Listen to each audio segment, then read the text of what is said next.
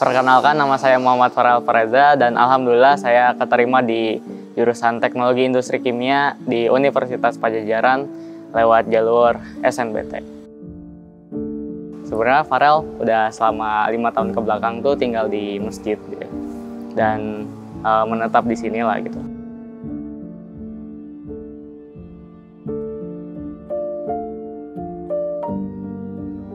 Terus dalam perjalanan belajar Farel di SNBT kemarin tuh tinggal di masjid ini juga menjadi salah satu tantangan lah buat Farel.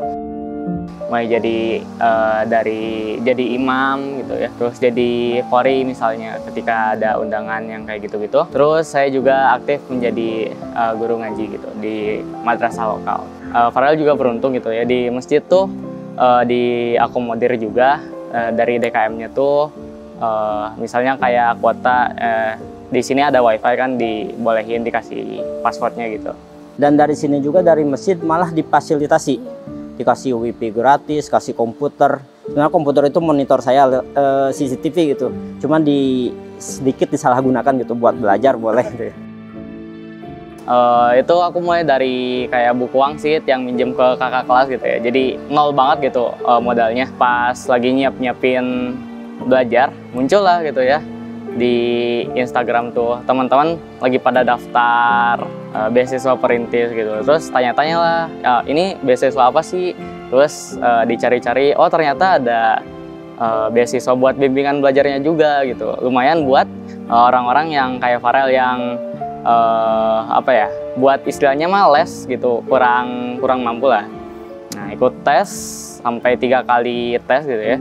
Dan alhamdulillahnya keterima, dan setelah itu Farel mengikuti bimbingan belajarnya beasiswa perintis, meningkatkan nilai Farel yang awalnya dari sekitar 500-an di SNBT kemarin dapat nilai 700. Dukungan buat kuliah dari orang tua sendiri, orang tua tuh merasa bilangnya ke Farel tuh, ya udah nggak usah mikirin biaya gitu, aman biaya. Padahal sebenarnya Farel tahu kondisi perekonomian keluarga gimana gitu, dan dari situ ya Farel nyari-nyari gitu gimana caranya biar tetap survive dengan Farel tetap bisa kuliah. Kenapa Farel pengen kuliah? Karena ada hal-hal yang itu nggak bisa didapetin selain dari belajar di perkuliahan gitu.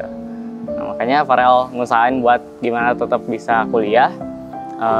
Juga tanpa memberatkan ayah gitu.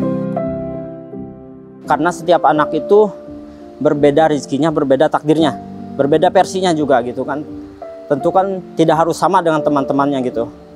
Mungkin aja yang terbaik sama Farel hari ini tidak sama dengan yang lainnya gitu. Mungkin yang Farel hari ini misalnya jelek, di kemudian harinya mungkin bagus gitu, istilahnya kan beda-beda. Cuman Farel nggak nganggap itu sebagai batasan sebenarnya. Jadi kayak ya udah, kalau misalnya itu emang keterbatasan, ya nggak usah fokus keterbatasan itu gitu. Kita lihat aja dari keterbatasan yang kita punya, hal apa yang bisa kita maksimalin gitu. Nah, di masjid misalnya Farel jadi ya udah nggak usah keluar rumah gitu, bisa belajar dari online aja gitu. Dan banyak juga sumber-sumber belajar yang bisa didapetin dari ya udah diem aja gitu, diem di masjid gitu.